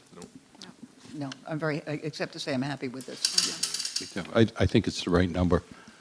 I'm going to open it up to the public. Anyone wishing to comment on this, please step up to the podium. Sean, again. Sure. Mr. Mayor, thank you for your time. I'd like to respectfully request that you consider a lesser tax for a medical retail establishment. Also a lesser tax for testing. Testing is a vital component to keeping our community safe. I'd like to be able to offer them an incentive. Good reason to come to Cloverdale. Anybody medical, patients, not that I'd like to see them get out of all tax altogether, but is it possible, is there room to allow for a retail facility to be able to have some compassionate care opportunities? To lesser tax probably means lesser of a price to the patient. Any consideration for any of those? Thank you. Thank you, Sean. And this is something that we'll be looking at from time to time. Right now, we've decided that 4.5 is our sweet point. That's where we want to keep it. Council members, there's, Ma'am, just state your name. Did you want to speak to the item? Hi, good evening, Mayor, Council. My name is Lauren Mendelson. I'm from Santa Rosa. I am an attorney at the law office of Omar Figueroa. We're a boutique cannabis law firm based in Sebastopol, and I have some clients who are here tonight. I actually just want to take a moment to thank the council and staff for the tremendous work you've done on your cannabis ordinance. I know it hasn't been an easy process, and I know it was probably a lot more challenging than you thought when you first started, so I actually think the city is doing a good job. I would like to see it happen sooner with the RFPs, but I get it, it's difficult, and I understand that you guys are doing the best you can, and there was emergencies and other priorities. So I actually just want to take a moment to thank the council and staff for everything you've done on this so far. And I also wanted to thank you for the proposed tax rates. I think there could be a little bit of, a little bit lower, but I think compared to other jurisdictions, they're not terrible. I think as long as you leave it open-ended, that's good. And I also wanted to thank you about revising the permit and application fees, which you just did in the item before this. So just thank you once again, and keep up the tremendous work. Thanks. Thank you. And that credit goes to staff, quite frankly. Paul and David, and our city attorney as well. Ma'am? Hi, my name is Monica Gray, and I'm representing the cannabis industry from Marin County. I own a medical dispensary delivery service out in Marin County, and I also wanted to thank you for your tremendous work because you are way ahead of the county. You're way ahead of any city council that I've actually attended. I've attended several within Marin County and Northern California. And I also wanted to speak to the excise tax. I do understand that that's what you're planning on doing, and I definitely absolutely respect that. But I will say that being in the industry and applying for the licensing, it is, when I told other business members, and we hired a lobbyist firm and a law firm, they were hesitant of me even coming up here and finding out about the application process because they did speak to the excise tax, and they said, oh, you don't want to go there, do business, because there is going to be a heavy tax on your business. So I just wanted to kind of speak that as a member of the cannabis industry, that there are players out there that are interested in coming and helping out the community and helping out Cloverdale that are already operating businesses that are hesitant to come to the city because of the taxation. But that's it. But thank you anyways. I really appreciate it. And you guys are way far along than anybody that I've seen so far. So thank you. Thank you. Is there anyone else? Okay, like I said, this is just the beginning. This is where we're going to start. And with that being said, there's a resolution. Mr. Mayor, I'd like to offer the resolution by title only. City of Cloverdale City Council Resolution Number 076-2017, resolution of the City Council of the City of Cloverdale implementing the previously approved cannabis business tax at a rate of 4.5% of the gross receipts of all engaged in cannabis business in the city. Second. Roll call, please. Vice Mayor Paula? Aye. Councilmember Bagby? Aye. Councilmember Russell? Aye. Mayor Walter? Aye. If someone would be kind enough to get Councilmember Brigham, we'll move on to now item number 6, introduction and first reading of ordinance number 718, 2017, amending Chapter 8.08 of the Cloverdale Municipal Code to prohibit smoking in public places, places of employment, and multifamily residential common areas. And this item is, Paul? Yeah, this is going to be a combination between the city attorney and myself, but I'll start off. The council in 2016 amended your tobacco ordinance to, in response to community input, particularly feedback from people smoking tobacco at Friday Night Live, and you amended your tobacco ordinance to prohibit smoking at public events. In 2017, the city received a failing grade from the American Lung Association regarding its efforts on tobacco control. The city council reviewed this issue and gave direction to staff to amend the municipal code to expand the areas where smoking is prohibited and adopt restriction on the sale of tobacco products. So pursuant to the direction of the council as well as subcommittee, we have done that. This would prohibit smoking in all public places, places of employment and multifamily residential common areas, and it does exempt smoking in private residence, some motel and hotel rooms, tobacco retail stores, and we added an exemption for private parking lots. The ordinance would prohibit the sale of flavored tobacco products. It establishes a minimum pack size for cigars and prohibits non-sale distribution of tobacco products.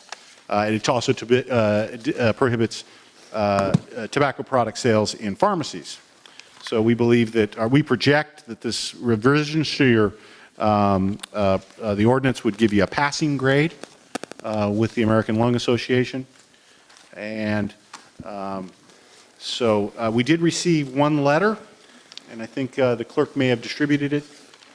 We received a letter yesterday from the American Petroleum and Convenience Store Association.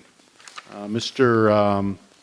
Nat wrote a letter, and he was encouraging the city not to prohibit the sale of flavored tobacco products or limit the minimum pack size for cigars. So I think that if members of the audience are interested, I think Linda might have an extra copy or two of this letter that we received. It was the only correspondence that we received related to the tobacco ordinance. Thank you. So with that, I don't know, Jose, if you have any particular comments, I do really want to thank Lori from Myers-Nave. Lori did a very good job for us in helping us draft up this ordinance and get it in the format it is right now. So thank you. Thank you, Paul. Jose, before you start, I think Vice Mayor Paula had one question. Just a quick question, if I could. What is a flavored tobacco? What's the definition of that? Let me see if I can find it within the ordinance. A flavored tobacco is there are tobacco products that are, cherry, citrus, Is it coconut. a chewing type or a smoke? No, it's the way I understand it, it's something that you smoke, and it's and they have they're primarily flavored cigars, and the reason for prohibiting it is it's seen as a way of the tobacco industry appealing to young people. Most of that, too, is pipe tobacco, I think. Jose? And it's just defined as flavored tobacco products, so it would be covering, it's at section 808-070, page 83 of the packet. Was that it, Joe? Well, I guess, would that include like a menthol? No, No, okay. it's right here. No, other than tobacco. Other than Okay. tobacco. It does include cannabis. Thank you. Includes it all. Jose? The only thing I was going to point out was the main sections of the ordinance. I think Paul summarized it great, but page 82 really splits up the where, or actually sets out the where smoking is prohibited, and really it has the two sections are enclosed places and unenclosed places, and it goes through a list. But all the places that Paul mentioned are there in section 808-030 and 808-040 as far as where smoking is prohibited. And also there's different areas exempt from the restriction. I know that was important when talking to the committee, having areas where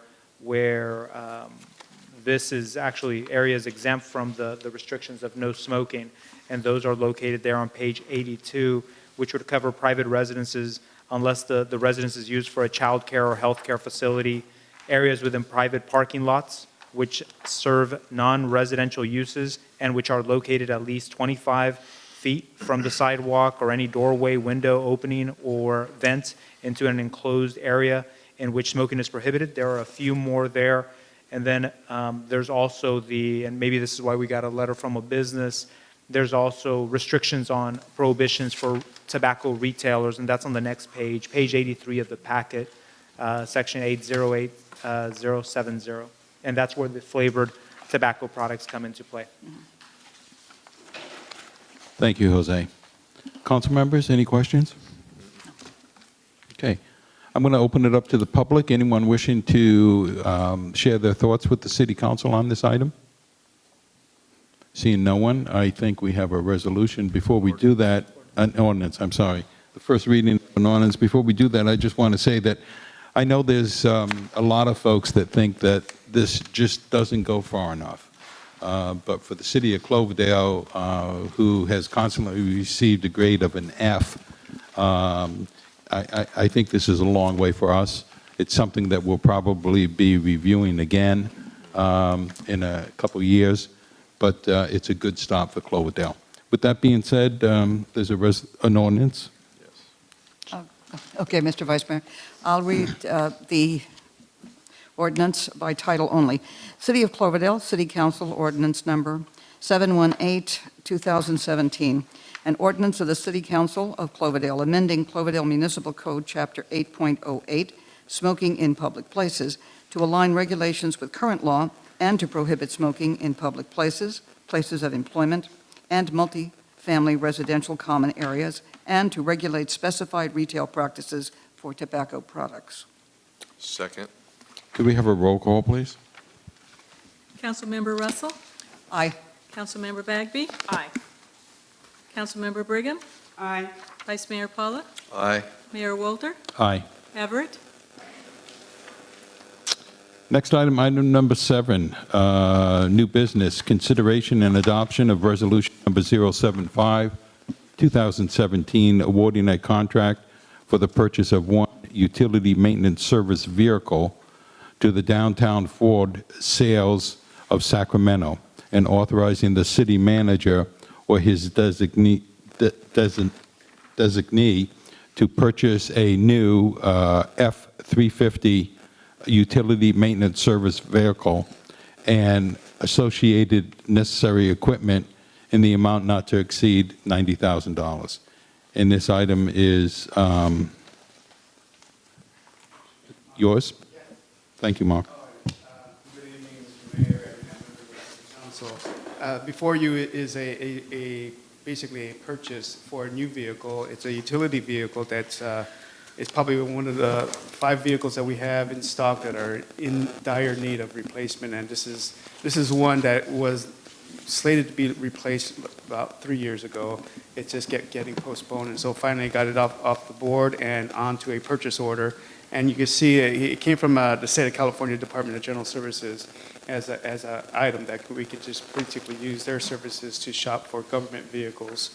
And so before you see a vehicle, it's basically what we're purchasing from Ford is the motor and the cabin, but the frame, the body frame and the exterior is custom built for its use, and it's going to be a utility vehicle with a crane, an auto crane that can pick up to 2,000 pounds. And so it'll be used to set in place hydrants, valves, pick up heavy manholes, et cetera, et cetera. Right now, the way these things are accomplished is through the use of a backhoe, and that's not the appropriate use of a piece of equipment. So that's why we're going with an auto crane, and hopefully this thing will give us long service life. The vehicle that's replaced is unit number 16. There's not a lot of miles on our vehicles because most of our vehicles operate within the city limits, so they get their miles, but most of it is just wear and tear from daily use in and out. And so I invite you to take a look at Unit 16 to see, yes, it's past due. And there are several other vehicles that are needing replacement, so this will be one of at least 5 coming towards you for replacement. And so we'll go through the budget process to replace each one. But if you have any questions on the equipment and how we spread the costs amongst the departments, I'd be more than happy to answer your questions. Thank you. Council members, any questions? Jose, I just had one, and I'm not quite clear. The financing of this vehicle, I think, may be done by financial institutions, either Exchange Bank or Downtown Ford. Okay, and I still receive compensation from Exchange Bank. So is this something that we're not really talking about the financing now, but do you feel I have to recuse myself from this item? And we're not really talking about the actual financing at this stage, and it's not clear who the folks are that are going to get it. Those are just options that the city uses, correct? For any types of purchases, but that's so at that point, there's no real economic benefit here for you. Okay, thank you. Council members, if there's no questions, I'll open it up to the public. Any questions from the audience? Seeing no one rise and run into the podium, we'll go ahead and bring it back for the resolution reading.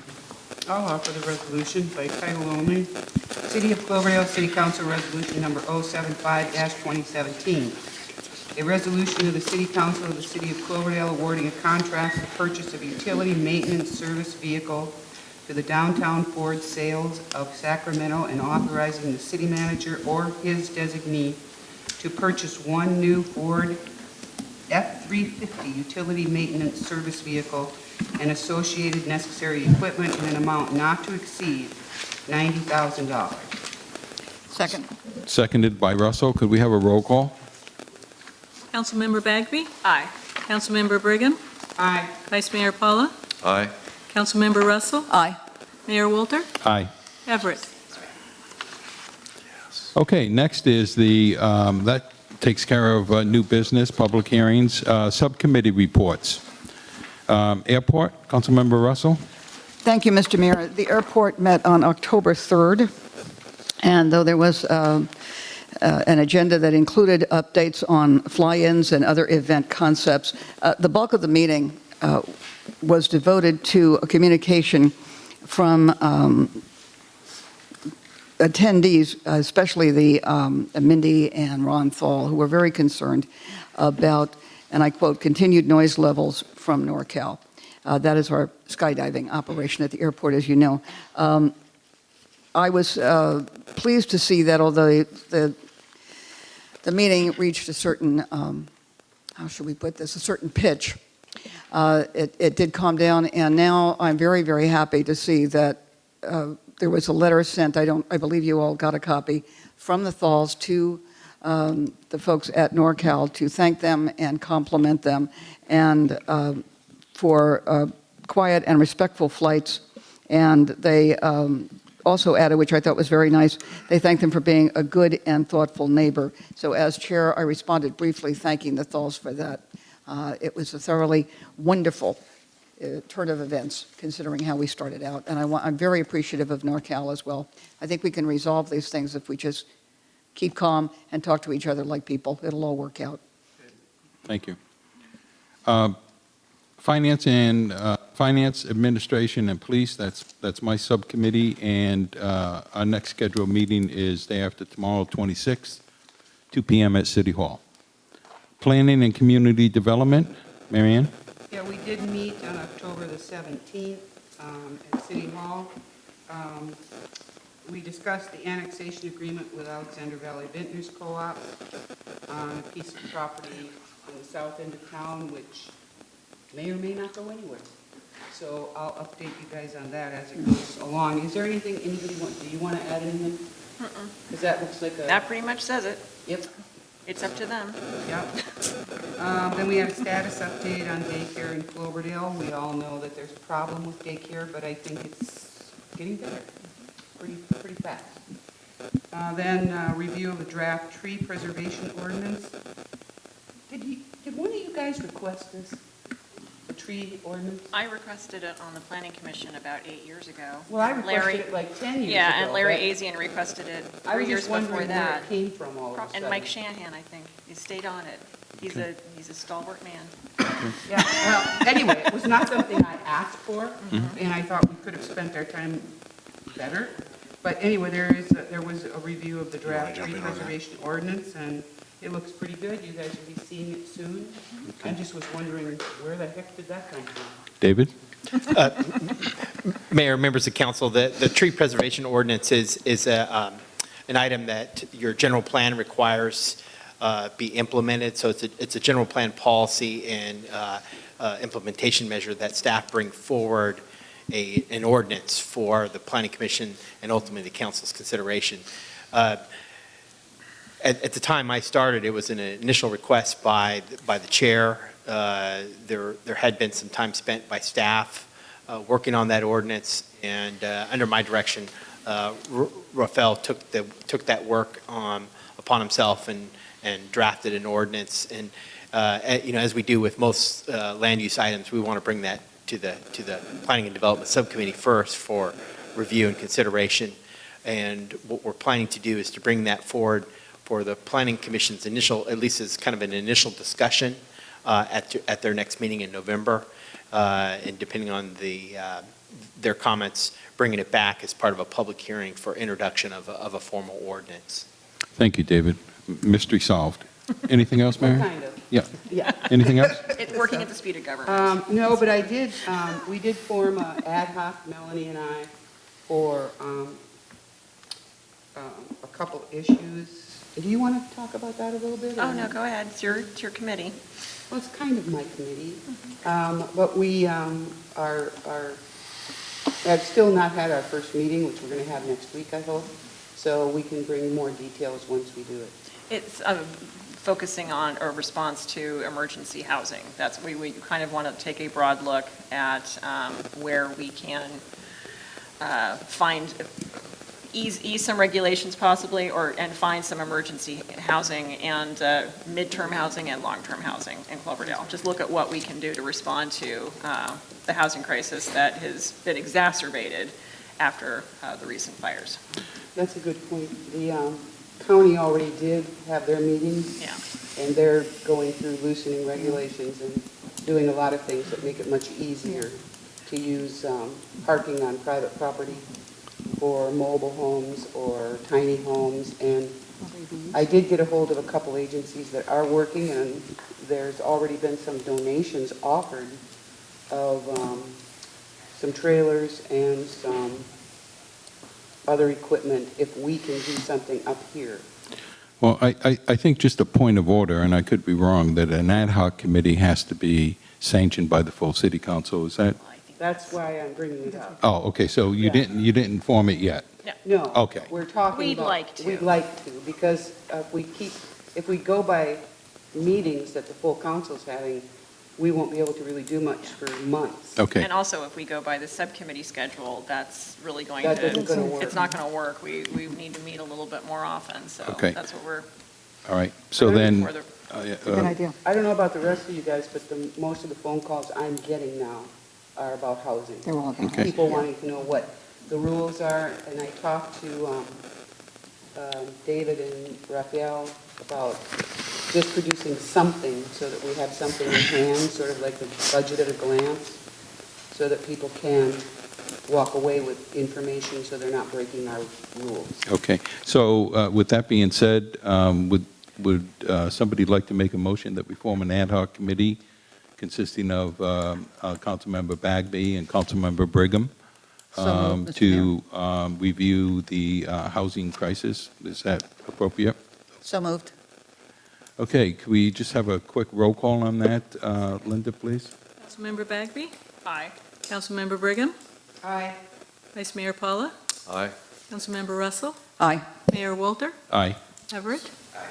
Okay. Mr. Mayor, before we leave that subject, I just, in today's paper, I know Sonoma County as well as Santa Rosa both are taking up that very issue, and they have a lot of things, so I'd really encourage the ad hoc to really pay attention to those meetings, because I think we don't need to recreate it, but we could sure buy into a lot of what they're doing.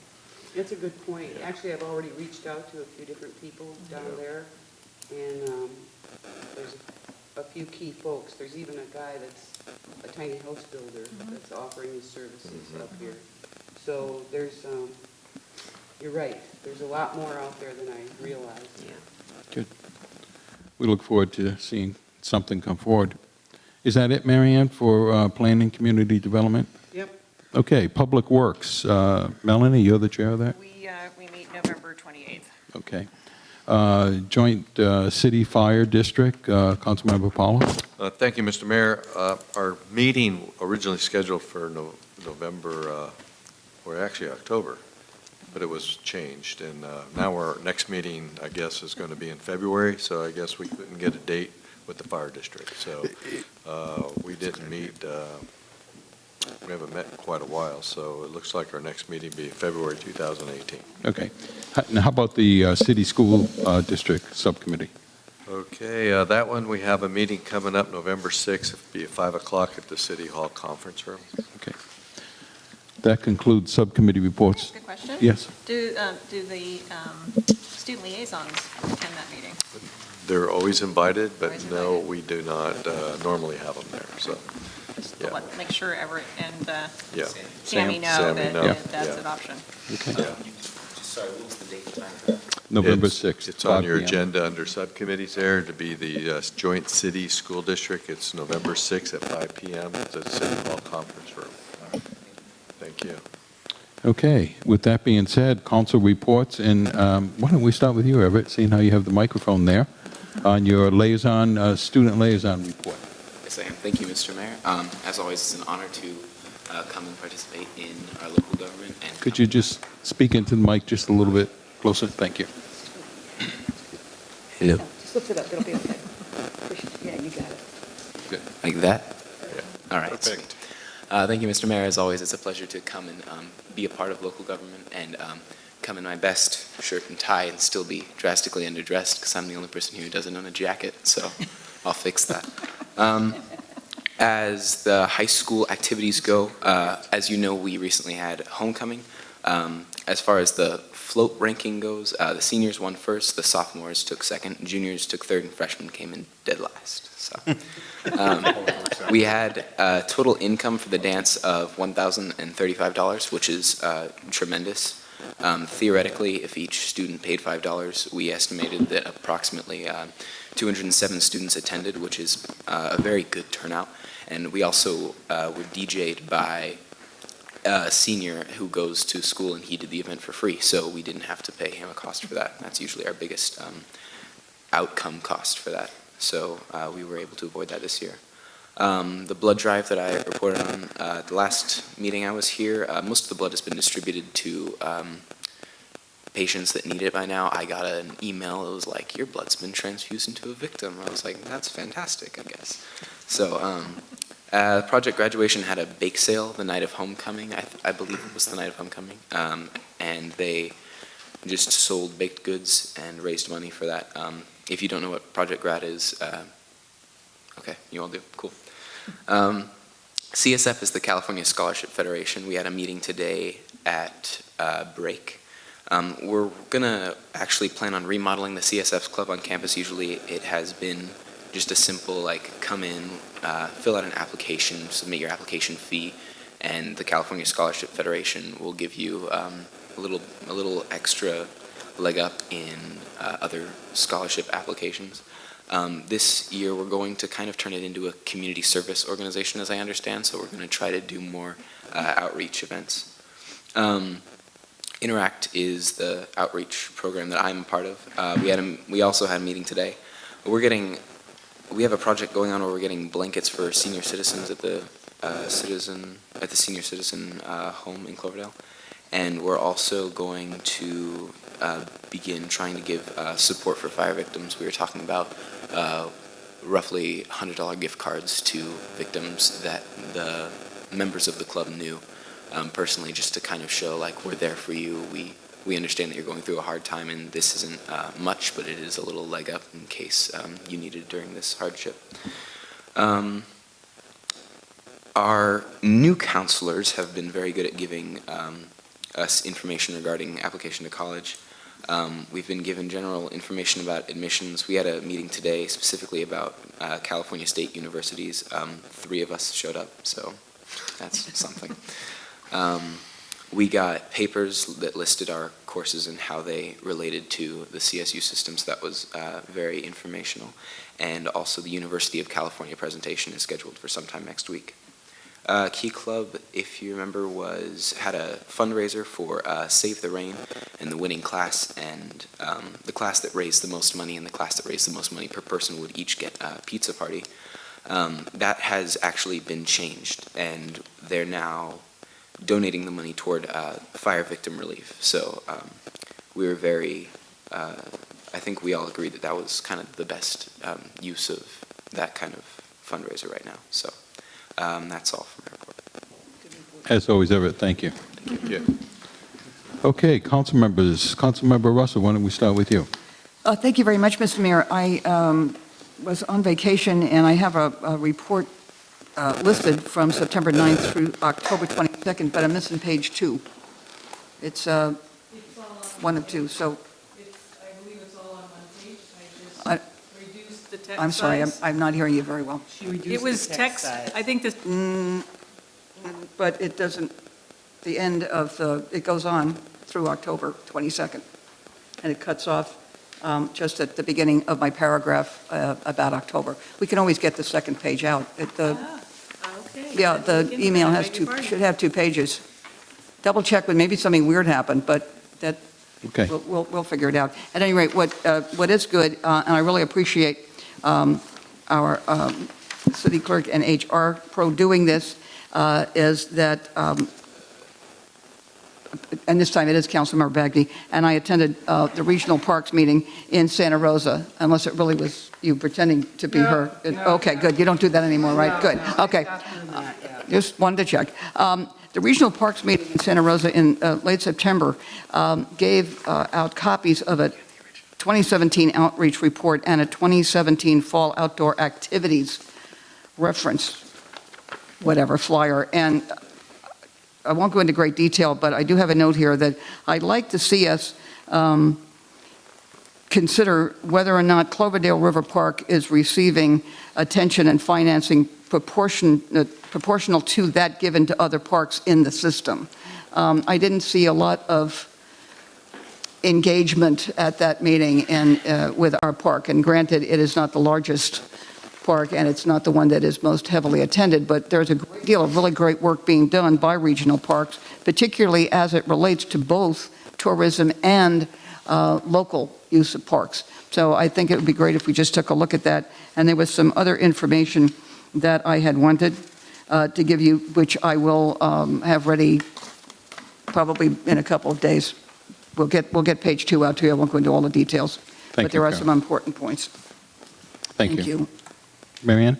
Just a quick heads up, this Thursday night, so day after tomorrow, at 5:30, we have the announcement party for next year's plays at this facility. And so we have been working diligently on that. So please come and tell your friends that they can get, this year we're doing a deeper discount to try and push season tickets, so you can save up to 32% if you buy your tickets this coming Thursday night. So that's the big event for this structure. Everything else is fine. Thank you, Mary Ann. Councilmember Bagby? Well, I would have been very busy, except everything was canceled. So, but I was able to volunteer on Sunday, the 22nd, at the Cloverdale Vineyard Races, which turned out to be a beautiful day. That's great. And yeah, it was just a lot of fun. I hung out with Mark and Marta most of the day, and Everett, and yeah, it was. We were the last aid station, so we were the first in and the last out, pretty much. Did you hang out with Paul, too?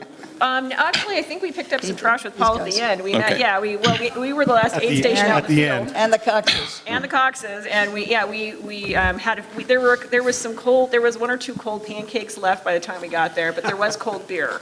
So that was a Good. key, right? That was absolutely key. There was no food left by the time we got there, but there was plenty of beer and wine. So yeah, we had yes. I just want to bring something in. Thank you for mentioning that.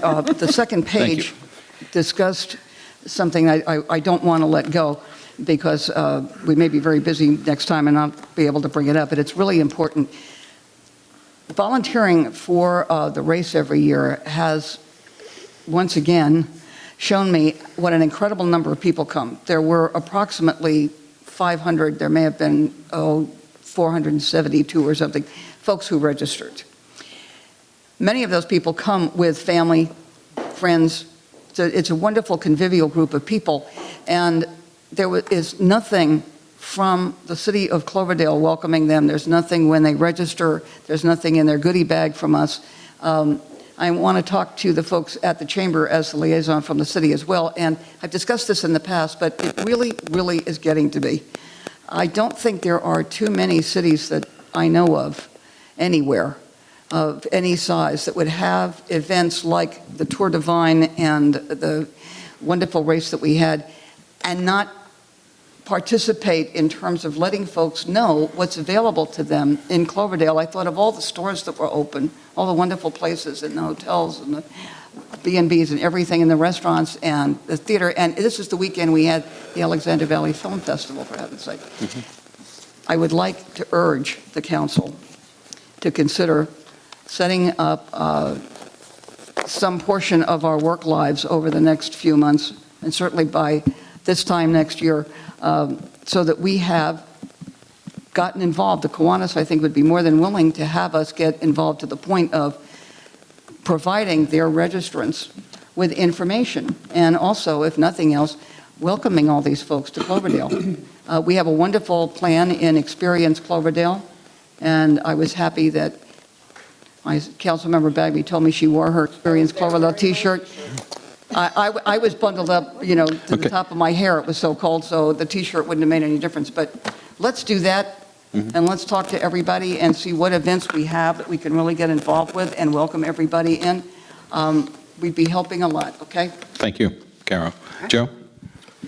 Thank you, Mr. Mayor. My report is in the packet, so I won't reiterate what's in there. I just want to also see if we can get an update on the ad hoc committee for the city park. I know we have a plan that's been out there, and I really did expect it back sooner than this. It's been quite a long time. So I was going to just ask if city staff could follow up with the consultant to see when we can expect that. Okay. Thank you, Joe. Okay.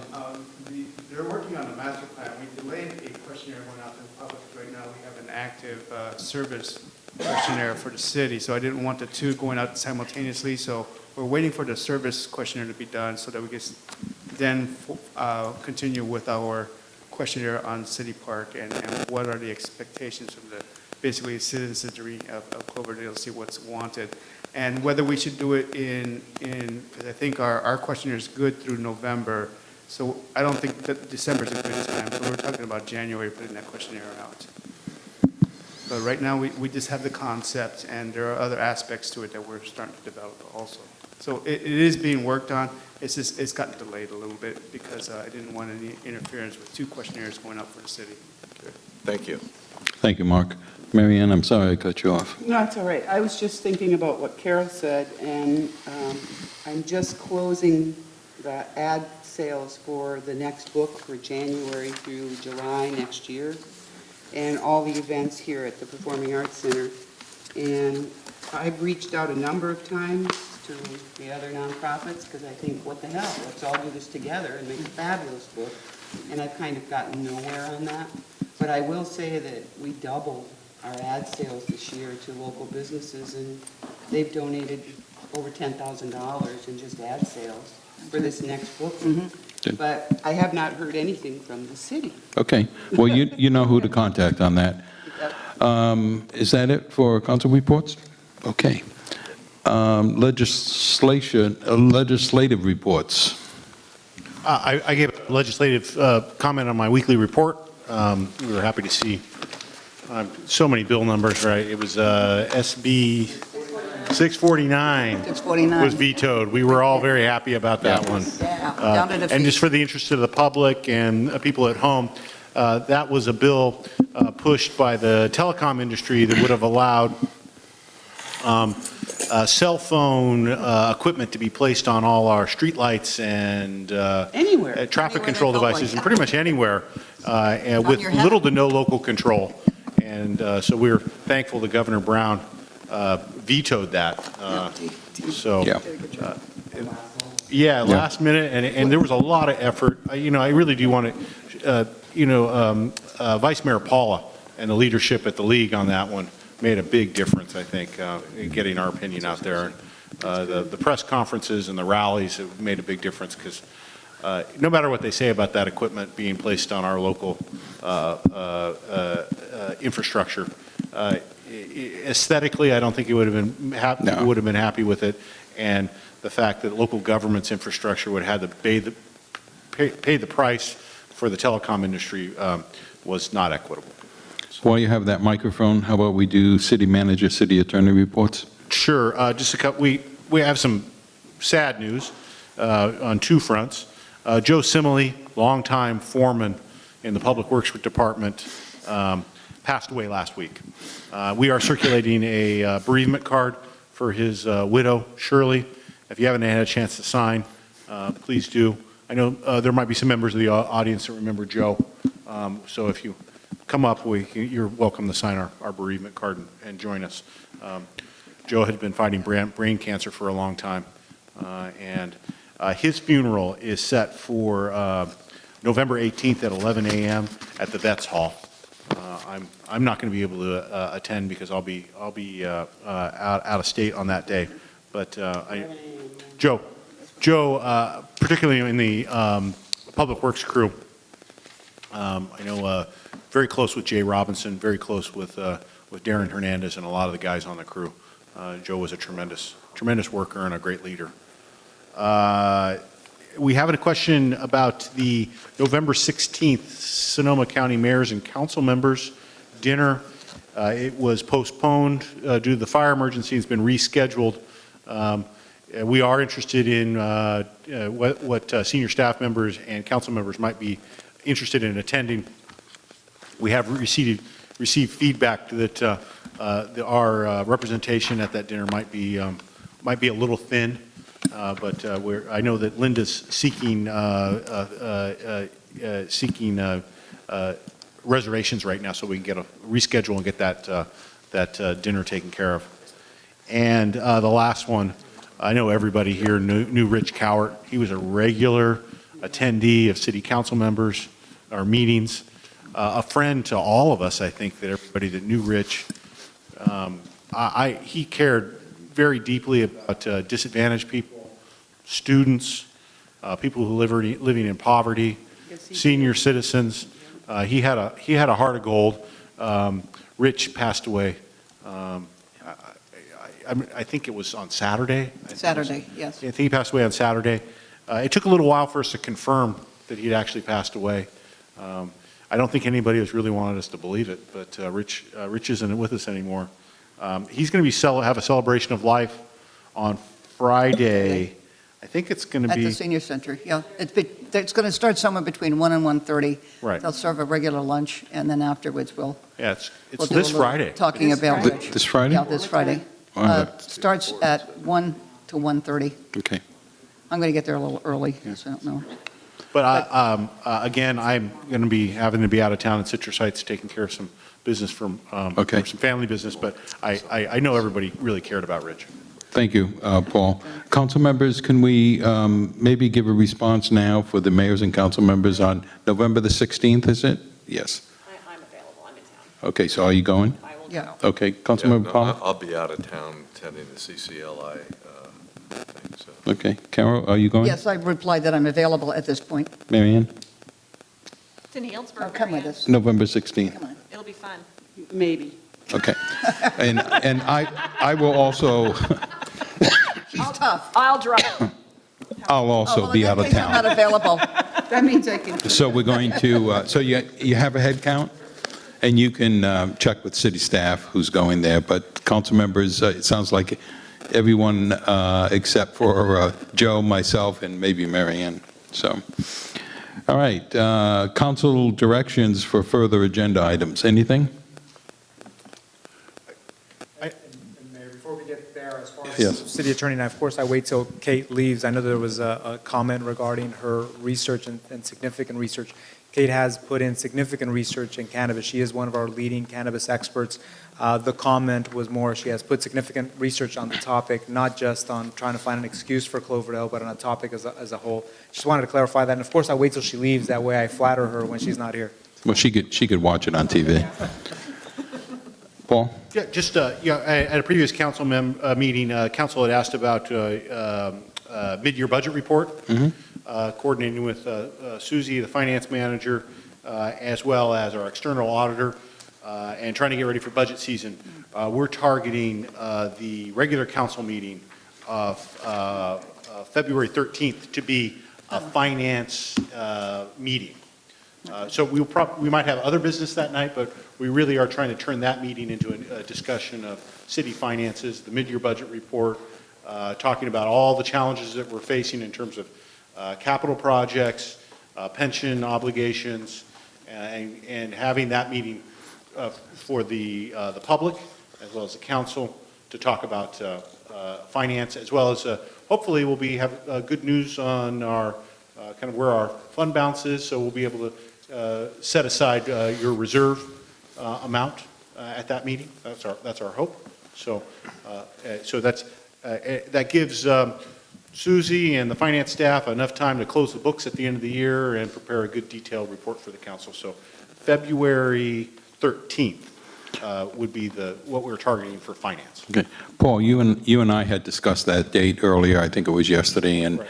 and I indicated to you that I don't know if we're going to need a special meeting or not, because I'm going to solicit input from the council members on financial concerns that they may have of the city. We've spoken in the past about the redevelopment money that we have to pay back. We've talked about the expense of the new police department, and I would really like to see that almost like a 5-year budget forecast of how we're going to pay for those expenses. We got some retirement obligations we have to pay. I've got a whole list of financial obligations coming down the pike. So please feel free to do a special meeting if you think you can't squeeze it all in. One of the things that I think I might have just said it, council members, if you have a budget-related item that you'd like to discuss at this meeting, email them to me. I'll get them together and get them all over to Paul. Okay, so. So, Mr. Mayor, just a comment, and you summarized it quite well. I don't want to see us squeeze through this meeting quickly because we're out of time or we're tired. This is an important meeting. We're looking at some major topics dealing with the city's finances long-term and some debt obligation that we may have. And I think we need to really make sure we have adequate time to really vent this because it's really an important, I could think about 5 different items that are big dollar items like when Measure O goes away. And I also looking at a finance long-term for a police department that's a 40-year potential loan, as well as the redevelopment agency that we have about $1 million, a little less than $1 million potential liability obligation. So we really need to not only identify the debt, but work out a strategy how this is going to be paid back over what time frame. So I would really encourage that we do a special meeting with a focus on this so we're fresh and we can spend as much time as we need to make sure that we get this laid out clearly. And it could be in February or whenever staff feels they'll be ready, but it needs to be, and I like the idea of getting items to you so you could have one agenda. Thank you for that. Yeah, and if you can get those to me quickly, maybe, because I don't want to give them to staff at the last minute, so as soon as you can get them to me, that would be great. If there's nothing else, I'm going to take a couple minutes and thank staff. Paul, David, I know this was a big meeting and somewhat stressful. And again, I'm going to thank you for the way you both managed the EOC during the fires that we had a few weeks ago. And Paul, I know you're working on some recognition for some folks that stepped up and volunteered as well. So We're working on, for the volunteers, getting a list out of the Citrus Fair for all the volunteers that worked at the shelter. Received a fairly complete list of the volunteers that worked up on the Highland Ranch Road fire line with Preston Addison. We have that. Mm-hmm. And we're looking at preparing certificates of appreciation that the mayor could present at perhaps the council meeting in December. that'd be great. But the list is going to be long. There's a lot of them. Yeah, There's a lot of yeah. them. People. So Yeah. we're trying to make sure we don't miss anybody. Okay. And in terms of, we're really focusing is on is the volunteers. You know, there's a lot of professionals that worked in the police department, the firefighters, on your staff here.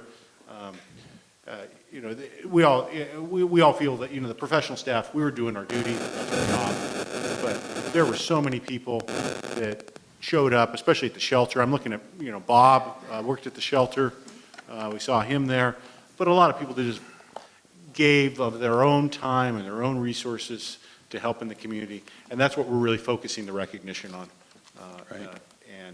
And it's a long list. And so we want to make sure it's complete. Thank you. Mark, thank you. Susie, if you need any help with that meeting that we're going to have in February, please don't hesitate to give me a call.